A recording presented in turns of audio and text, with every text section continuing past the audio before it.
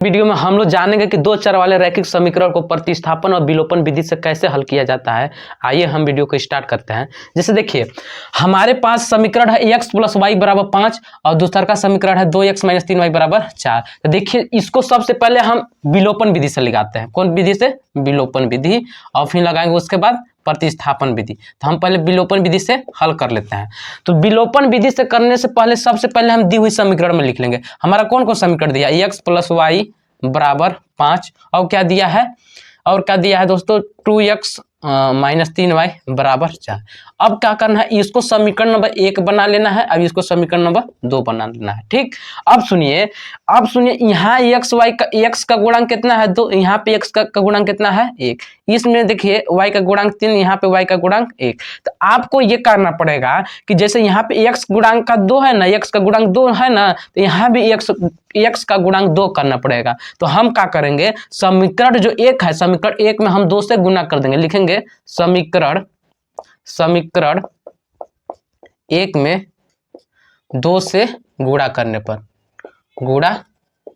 तो समीकरण 1 में जब हम 2 से गुना करेंगे तो हमारा क्या हो जाएगा? 2x। इसमें जब 2 से गुना करेंगे तो 2x फिर प्लस 2y बराबर, इसमें भी ना 2 से गुना करेंगे 5 दूना 10। इसको समीकरण नंबर 3 बना लीजिए। ठीक। अब क्या करना है? देखिए अब क्या करेंगे। अब हम ये लिखेंगे कि समीकरण 2 में से समीकरण 3 को घटा देंगे। क्या करेंगे? समीकरण 2 में से समीकरण 3 घटा देंगे। देखिए घटाएंगे तभी ये वाला हमारा 0 हो जाएगा और फिर इसमें से घटा के हम ला देंगे। तो लिख देते हैं समीकरण 2 में से समीकरण 3 को घटाने पर। ठीक। तो अब यहाँ हम घटा देते हैं। तो यहाँ 2x लिख लेंगे, फिर -3y = 4। अब यहाँ भी लिख लेंगे 2x प्लस 2y = 10। अब इसको घटाते हैं। जब घटाते हैं तो देखिए यहाँ पे कुछ भी चिन्ह नहीं, तो मान लीजिए प्लस का होगा। ठीक। अब जब घटाएंगे तो माइनस से गुना करेंगे तो प्लस माइनस क्या हो जाएगा? माइनस। यहाँ भी प्लस है, प्लस माइनस, यहाँ भी माइनस। अब देखिए ये से ये खत्म हो जाएगा। 2x में से 2x खत्म के मतलब खट के 0 हो जाएगा। अब देखिए यहाँ पे माइनस, यहाँ देखिए अब ये वाला चिन्ह से मतलब रख रहा है। माइनस माइनस का होता है प्लस, प्लस का मतलब जोड़ दीजिए। 3 और 2 कितना होता है? 5 y। और चिन्ह का चीज लगेगा माइनस का बराबर। अब देखिए 4 में से 10 कटेगा का? 10 में से 4 घटाएंगे कितना बचेगा? माइनस। 10 में से 4 घटाइएगा 6 बचेगा। माइनस माइनस काट दिए, यानी जो y का मान निकला हमारा कितना निकला? y का मान निकल गया 6/5। y का मान कितना निकला? 6/5। अब सुनिए, y का मान अब समीकरण 3 में या 2 में रख दीजिए। कि समीकरण 1 में नहीं रखेंगे, समीकरण 2 और 3 में रखेंगे। ठीक है। लिखेंगे y का मान समीकरण क्या में रखने पर? समीकरण हम 2 में लिख देते हैं। 2 में रखने पर तो देखिए हम लोग समीकरण 2 में रख देते हैं। जब 2 में रखिएगा तो हमारा समीकरण यही ना है भाई। देखो 2, यहाँ पे देखेंगे 2x फिर हो जाएगा -3। y की जगह पे कितना रखना है? 6/5। तो यहाँ पर रख देंगे गुने 6/5 बराबर कितना हो जाएगा? यहाँ देख लीजिए बराबर हमारा यहाँ पे 4। अब इसको हम लोग हल कर लेते हैं।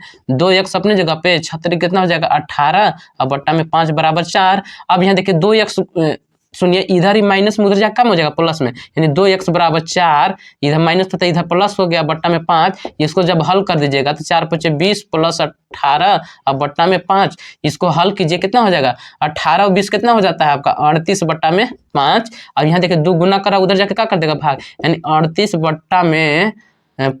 फिर नहीं देखिए यहाँ गुना करा तो यहाँ भाग करेगा, मतलब बट्टा में आ जाएगा। 2 से काटेगा 19 बार में कटेगा, यानी जो x का मान निकला 19 बटा कितना निकला? 5।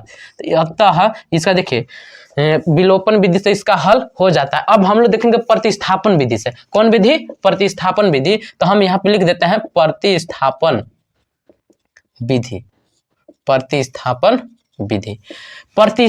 विधि में देखिए इसमें भी ज्यादा कुछ दिमाग नहीं लगाना है। पहले दी हुई समीकरण हम लिख देंगे, नहीं होता है तो इसको हम ब्लैक से कर देते हैं। जिससे यहाँ देखिए x + y = 5, इसको समीकरण नंबर 1 बना लीजिए। और फिर एक और दूसरा का दिया है देखिए 2x - 3y = 4, इसको समीकरण नंबर 2 बना लीजिए। अब सुनिए क्या करना है। अब हम समीकरण 1 से चलेंगे। क्यों?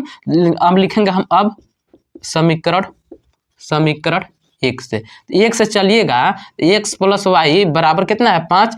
अब सुनिए x अपनी जगह पे, इधर y प्लस में उधर जगह कम हो जाएगा माइनस में, यानी 5 माइनस वाई। इसको समीकरण नंबर आप बना लीजिए 3। आपको इतना तो बढ़िया से आ रहा होगा समझ में। अब देखिए हम लोग आगे अब लिखेंगे, चूंकि x का मान समीकरण 2 में रखने पर तो रखिए ना समीकरण 2 में। जब 2 में रखिएगा तो हमारा समीकरण 2 यही ना है जी। तो 2 x की जगह पे कितना रखेंगे 5 माइनस वाई, तो यहाँ गुने में लिख देंगे 5 माइनस वाई, फिर माइनस 3 वाई बराबर 4। ठीक, अब इसको हल कर लेते हैं। तो जब कोष्टक हटाइएगा तो गुने न करेगा, 2 पचे कितना हो जाएगा 10 माइनस 2 वाई बराबर 3 वाई, सॉरी यहाँ पे माइनस लगेगा, माइनस 3 वाई बराबर 4। अब सुनिए माइनस माइनस का हो जाएगा प्लस, यानी माइनस 5 वाई। अब देखिए 10 इधर कुछ भी चीज नहीं तो प्लस में लेंगे, तो प्लस में उधर जाकर कम हो जाएगा माइनस में, यानी 4 माइनस 6, सॉरी 4 माइनस यहाँ पे 10 हो जाएगा। जब माइनस 5 वाई अपने जगह पे, 10 में से 4 घटाइए कितना बचेगा माइनस 6, माइनस में माइनस काट दिए, वाई बराबर कितना निकल गया 6/5। ध्यान समझिएगा, y बराबर 6/5। अब सुनिए क्या करते हैं, लिखेंगे कि y का मान समीकरण 3 में रखने पर लिखेंगे यहाँ पे y का मान समीकरण 3 में रखने पर। तो रखिए समीकरण 3 में, जैसे देखिए समीकरण 3 हमारा क्या कहता है, x बराबर 5 माइनस वाई का मान कितना है 6/5। इसको हल कीजिएगा तो 50 कितना हो जाएगा 25 माइनस 6/5, 25 में से 6 घटाइए कितना बचेगा 19/5। यानी देखिए x बराबर 19/5 आया कि नहीं, इसमें भी x बराबर 19/5 आया था, देख लीजिए। और y बराबर 6/5 है, y बराबर 6/5 है। बस आज के लिए इतना ही। तब